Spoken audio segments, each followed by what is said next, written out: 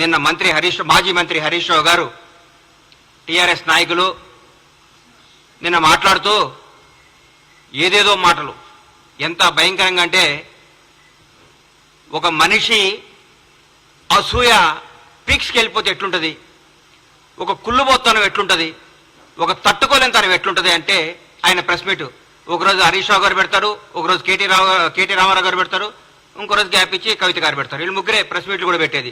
ఎందుకంటే టీఆర్ఎస్ నాయకులకు తెలుసు బ్రహ్మాండంగా చేస్తుంది కాంగ్రెస్ ప్రభుత్వం. గౌరవనీయులు మన ముఖ్యమంత్రి యువకులు ఫైర్ బ్రాండ్ శ్రీ రేవంత్ రెడ్డి గారి నేతృత్వంలో కాంగ్రెస్ పార్టీ కాంగ్రెస్ మంత్రులందరూ అద్భుతంగా ప్రగతి పదం వైపు దూసుకుపోతూ తెలంగాణ రాష్ట్రాన్ని పేరుని ఖ్యాతిని వాణిని భారతదేశం మొత్తం వినిపించే విధంగా చేస్తున్నందుకు ఈరోజు భారతదేశం కూడా మన తెలంగాణ రాష్ట్రం గురించి చెప్పుకుంటాను. ఈ తరుణంలో నేను హరీష్ రావు గారు అంటారు 100 రోజుల తర్వాత ఇలా పప్పులు ఉడకమన్నాడు. నేను చెప్తున్నా హరీష్ రావు గారు 100 రోజుల తర్వాత కాంగ్రెస్ ప్రభుత్వం బిర్యానీ ఉడుకుతుంది, చికెన్ ఉడుకుతుంది, గుడ్లు ఉడుకుతాయి, అన్నీ ఉడుకుతాయి. మీది ఏం ఉడకదు, మీ నీళ్లు కూడా ఉడకవు, మీ నీళ్లు కూడా కాగవు. ఎందుకు సార్ 100 రోజుల తర్వాత మమ్మల్ని ఏం చేస్తారు సార్ మీరు? ప్రగతి భవన్ని ప్రజాభవన్ చేసినందుకా? మీ ప్రగతి భవన్లో ఉన్న 100 గడీలు 5-6 పెద్ద పెద్ద బిల్డింగ్లు విడగొట్టి అందరికి అందుబాటులో తీసుకొచ్చినందుకా? ఒక దళిత ఉప ముఖ్యమంత్రిని తీసుకొచ్చి అందులో పెట్టినందుకా? ఎందుకు సార్ మీరు చేసేది? నియంతృత్వ పాలనకు పాతరేసి ప్రజాపాలన తీసుకొచ్చినందుకా? మరి మహిళలందరికీ ఫ్రీగా బస్సులు ఇచ్చాం, ఫ్రీ బస్ టికెట్. 8 కోట్ల పైచిలకు ప్రయాణించారు మహిళలు. మాటల విషయం కాదు ఇది. 8 కోట్ల మంది స్త్రీమూర్తులు ఫ్రీగా తెలంగాణ రాష్ట్రంలో టికెట్ లేకుండా అందరూ అనుకుంటున్నారు నిన్న అన్న ఈ నెల నాకు 1300 మిగిలినాయి, ఈ నెల 1500 మిగిలినాయి, ఈ నెల 1600 మిగిలినాయి, ఈ 1600 తీసుకపోయి చిట్టి కట్టుకుంటాను మా ఇంట్లో. పాపం మా ఇంట్లో పనిచేసే ఒక అమ్మాయి. నాకు చాలా ఆనందం అనిపించింది. ఇది ప్రజాపాలన అంటే, ఇది ప్రజా ప్రభుత్వం అంటే. 10 లక్షల రూపాయలు మేము ఆరోగ్య బీమా కింద పంపించినందుక మీరు ఏం చేస్తారు సార్? మేము ఏ నిరుంకత్వం లేకుండా, ఏ రికమెండేషన్ లేకుండా నీతిగల నిజాయితీ గారి పరిపాలన అందిస్తున్నందుక, నీతిగల నాయకుల్ని మంచి మంచి ఉద్యోగాలు నియమించినందుక ఏ ఫీలింగ్ లేవు. సమాజం ప్రతి ఒక్క కమ్యూనిటీని తీసుకొని నీతివంతమైన అధికారులందరూ నియమించి ముందుకు తీసుకుపోతున్నారు ముఖ్యమంత్రి గారికి రేవంత్ రెడ్డి గారు.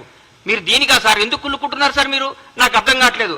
కాళేశ్వరం మొత్తం మీ మేడిగడ్డ కాళేశ్వరం అవినీతి మొత్తం మా వాళ్ళు ఎంక్వైరీ చేస్తున్నందుక సార్ మీరు? మా మంత్రులందరూ మా ముఖ్యమంత్రి గారితో పాటు కొలీగ్స్ అంటే అది బ్యూటీ ఆఫ్ డెమోక్రసీ అంటే చూపిస్తున్నాం కాంగ్రెస్ ప్రభుత్వం. ముఖ్యమంత్రి నేను, మీరందరూ దూరం ఉండాలి, మీకు ఇంటర్వ్యూలు ఉండు, నేను రూమ్ లో ఉంటా, నేను ఫామ్ హౌస్ లో ఉంటా, నేను ప్రగతి భవన్ నుంచి రాను, నేను ఎవరు కనపడను, నాకు 3 వస్తే బయటకు వస్తా, 3 రాకపోతే ఇంట్లోనే ఉంటా, నా ఫుటానే చూసుకొని పరిపాలించుకోమని చెప్తారు మా ముఖ్యమంత్రి. ప్రతిరోజు ప్రజలకు, నాయకులకు అందరికీ అందుబాటులో సచివాలయంలో, ఇంట్లో ప్రతి కార్యక్రమానికి వెళ్తున్నారు, ప్రతి ఒక్కరితో మాట్లాడుతున్నారు, మమేకమవుతున్నారు. ప్రజా ముఖ్యమంత్రి. అందుకా సార్ మీరు మమ్మల్ని 100 రోజుల్లో మమ్మల్ని మా పప్పులు అడుకొని చేసేది? ఏం చేయమంటారు? మమ్మల్ని పడుకోమంటారా? అవినీతి చేయమంటారా? మీ దగ్గర ఒక మంత్రి ప్రెస్ మీట్ పెట్టాలంటే మీ దగ్గర పర్మిషన్ తీసుకోవాలి. మీ దగ్గర ఒక ఎమ్మెల్యే మాట్లాడాలంటే మీతో నోటు పెట్టాలి ముందు. మీకు సార్ అని ఇట్లా నోటు చేస్తున్నా, దయచేసి పర్మిషన్ పెట్టొచ్చు అని మీరు మీ సారో ఎవరో చెప్తే అప్పుడు ఒప్పుకోవాలి. మీరు అది పెట్టలేదు. ఈ గత 10 ఏళ్లలో మీరు ఎంతమంది మంత్రులు ప్రెస్ మీట్ పెట్టారు? ఎంతమంది మీరు వచ్చి ఢిల్లీకి వచ్చి కార్యక్రమాలు చేశారు? నేను అంటారు ఈ పార్లమెంట్లో కంపల్సరీ గెలవాలి. కంపల్సరీ గెలవకుంటే మన తెలంగాణ సమస్యలు ఢిల్లీలో మాట్లాడేది ఎవరుండరు. ఈ 10 ఏళ్ళు ఎవరున్నారు సార్ అధికారంలోకి? మీరు ఎంతమంది ఎన్నిసార్లు మీరు ప్రధానమంత్రి గెలిచారు సార్? ఎన్నిసార్లు కేంద్ర మంత్రులు గెలిచారు సార్? ఎన్నిసార్లు తెలంగాణకు రావాల్సిన హామీల గురించి మాట్లాడుకున్నారు సార్ మీరు?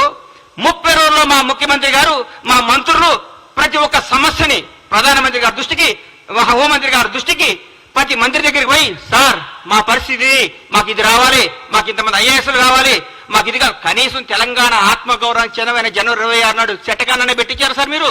మా ముఖ్యమంత్రి గారు పోయి ప్రధానమంత్రి గారిని ఇట్లా రిక్వెస్ట్ చేసి సార్ మా తెలంగాణ గౌరవం ఇది, మాకు ఇవ్వండి సార్ లెటర్ పంపిస్తే మాకు ఓకే చేశారు. అది ముఖ్యమంత్రి గారు చేస్తున్న పని. ఇంకేం సార్ మీరు మాట్లాడితే? మీరు ఏం కావాలి మీకు? మేము ప్రజల పరిపాలన కూడా బాగా చేయొద్దా? జనాన్ని వివేకవంతులు చేయొద్దా? జనాన్ని ప్రగతి పదం వైపు దూసుకుపోనియొద్దా? తెలంగాణ అవినీతిని అంతం చేయొద్దా? ఏం చేయమంటారు? 10 ఏళ్ళు మీరు కనీసం, నేనైతే మీరు ఓటమికి కనీసం 2 సంవత్సరాలు ప్రెస్ మీట్ పెట్టరు. వీళ్ళు మామూలుగా వీళ్ళు మొత్తం ఎందుకు ఓడిపోయామని దాన్ని సమీక్షించుకుంటూ కూర్చుంటారన్న. అరే మా ఆగం పాడుగాను రోజుగా ప్రెస్ మీట్, ప్రతిరోజు ప్రెస్ మీట్ సార్. దేనికి?